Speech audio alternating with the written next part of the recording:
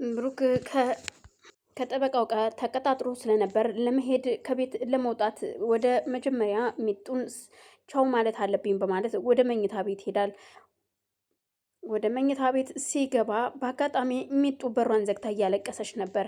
ምክንያቱም ትርሲት በጧት ተነስታ እፈልግሻለሁ ርብቃ በማለት ወደ ኪችን ከጠራቻት በኋላ ከብሩክ ጋር የጀመርሽውን ፍቅር ታቆሚያለሽ፣ አለበለዚያ ግን ከባድ እርምጃ እንድወስድ ታስገድጅኛለሽ ትላታለች። ያንን ስትላት ምን እያልሽ ነው ትርሲት? እኔ ምንም የማውቀው ነገር የለም ስለምታወሪው ነገር ተይ እባክሽ። እያንዳንዷ ነገር ለሚኪ የነገርሽውን ሰምቼሻለሁኝ። ስለዚህ ከዚህ በኋላ የልጆቼን አባት አንቺ እንድታፈቅሩ አልፈልግም።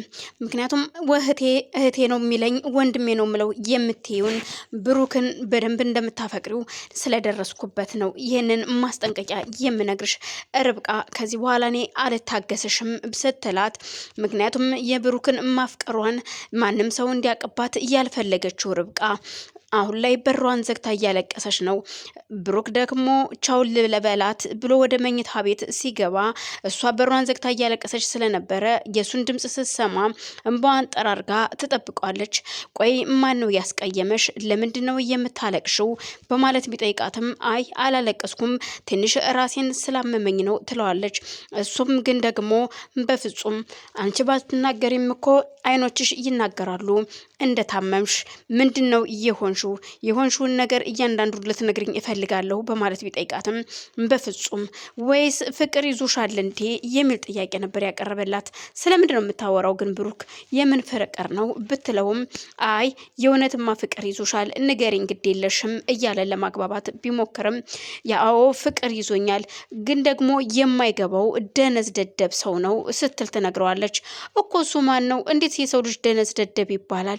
ሲጀመር ደነዝና ደደብን ምን ለየው ቢላትም እሷ ግን የማይገባው ከነገርሽው ለምን አይገባውም? ንገሪዋ እንድትነግሪው ነው የሚፈልግ ይሆናል ያ ሰው ሲላትም በፍጹም እኔ ሴት ልጅ ነኝ አፈቅርሃለሁ እወድሃለሁ ብዬ መናገር አልችልም። ግን ከአይኔን አይቶ ፊቴን እያየ ሁልጊዜ ስለሚመለከተኝ ማወቅ ይችላል። እኔ እስክነግረው መጠበቅ የለበትም። ስለዚህ እሱ የማይገባው ደደብ ነው በማለት ደጋግማ ያልሆኑ ቃላቶችን ትወረውራለች። እሺ ስለ ማንነቱ ንገሪኝና እኔ ልንገርልሽ።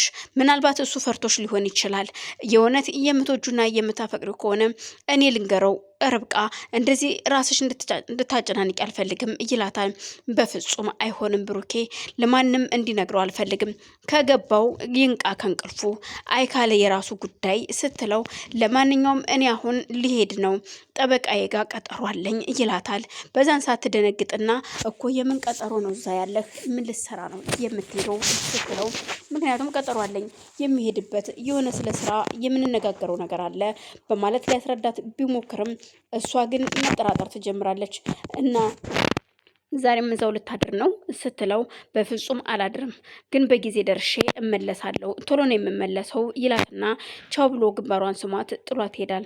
ትርሲት ከቤት ስትወጣ ለስራ ተነሳ የተንደረደረች ደረጃ ስትወጣ ሽማግሌው ተከትሏት ይወጡና ወይዘሮ ትርሲት የሆነ ነገር ላናግርሽ ፈልጌ ነበር በማለት ሲጠይቃት እኮ ምንድን ነው ጋሼ ምን ፈልገው ነው ነበር መልሷ። እኔ የምፈልገውማ ልጄ ስራ እንድጀምርና እንድሰራ ነበር፣ ወደ ስራዬ ልመለስ ፈልጊያለሁ ቢሏትም እሷ ግን አይ አሁን እረፍት እንዲያደርጉ ነው የምፈልገው፣ እዚህ እስካሉ ድረስ እረፍት ያደርጉ በማለት ሹፌሩም አንዳንድ ወሬዎችን ለመስማት ካጠገባቸው ቆሞ ነበር። እናም እዩልሽ ልጄ እባክሽን ቤት ከምቀመጥ የሚል ጥያቄ ቢያነሱም እዩልዎት ጋሼ አሁን ቤቱ ግንባታው ሊጀመር ስለሆነ እርስዎና ብሩኬ ቤቱን እየተቆጣጠሩ እንድታሰሩ እዛ ላይ ለአሰሪ ትቀጠራላችሁ። እስከዛው ድረስ ግን እረፍት ያድርጉ ጋሼ እባክዎት ግድ የለዎትም ስትላቸው እሺ ልጄ ቤቱ ሊጀመር ነው እንዴ በቅርብ በማለት ሲጠይቋት አዎ ቤቱ ይጀመራል ትላቸዋለች። እሳቸውም ደስ ብሏቸው እንግዳውስ እሺ ልጄ እኔም ወደዛ ጎረቤቶቼ ወደ ተከራዩት ቤት እጄ ጠይቂያቸው ልምጣ፣ አንቺም ወደ ስራሽ ሂጂ በማለት ይሄዳሉ። እሳቸው የድሮ ጎረቤቶቻቸው ጋር ሄደው አይተው ሁሉንም ጎብኝተው ወደ ቤታቸው ይመለሳሉ። በዛን ሰዓት ርብቃ ቤት ብቻዋን ነበረች። ሲመጡ አባባ በጣም ደክሟቸው ስለነበረ ልጄ በጣም ደክሞኛል፣ ምን እንደምሆን አላቅም፣ ፀሐዩ የጧት ፀሐይ ነደደብኝ ሲሏት የት ሂደ ነው አባዬ? በዚህ ፀሐይ ስራ ልጀምር ነበረ ግን ትርሲት አይሆንም አለችኝ። እናም ቤቱ ሊጀመር ስለሆነ እዛ ተቆጣጣሪ ትሆናለ ብላ ከለከለችኝ።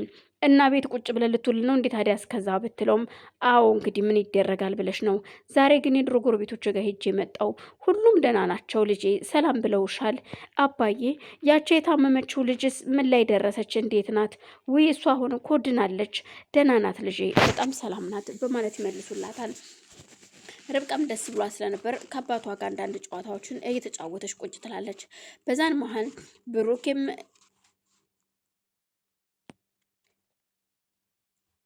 እነሱ ቁጭ ብለው በነበረ ሰዓት እየተጫወቱ በድንገት በር ይንኳኳል። ልጄ በር እየተንኳኳ ነው፣ ማን ነው እንደዚህ በር የሚያንኳኳው? በማለት እሺ ብላ ርብቃ በር ለመክፈት ትሄዳለች። የመጣችው እነሱ የማያውቋት አዲስ እንግዳ የትርሲት እናት ነበረች። እናም አንቺ ሰራተኛ ምንድን ነው በር አከፍችም እንዴ? ምንድነው እንደዚህ የሚያደርግሽ? በማለት ርብቃን ከፍ ዝቅ አድርጋ ስትናገራት ርብቃም አንቺ ሴትዮ ቆይ ማነሽ? ምንድነሽ እንደዚህ የምትናገሪኝ? በማለት ርብቃም አንዳንድ ቃላቶችን መሮር ትጀምራለች። ሰራተኛ ደግሞ እንዴት ነው ባክሽ? እንዴት እንደዚህ አይነት ሰራተኛ ታመጣለች የኔ ልጅ?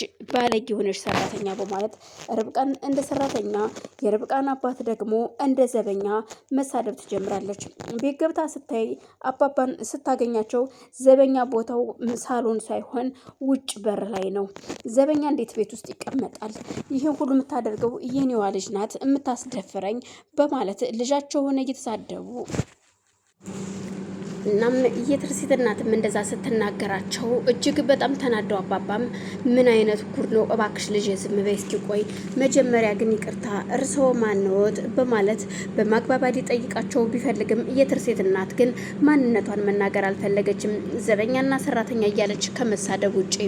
በዛን ሰዓት ርብቃም በጣም ትናደድና እየገፈተረች የትርሲትን እናት ከቤት ታስወጣቸዋለች። እሱም አልበቃ ብሎ ከግቢ ያስወጣቻቸው። አባባም ተከትለው እባክሽ ልጄቴ እንደዚህ አታደርጊ ቢሏትም እሷ ግን አሻፈረኝ ትላለች።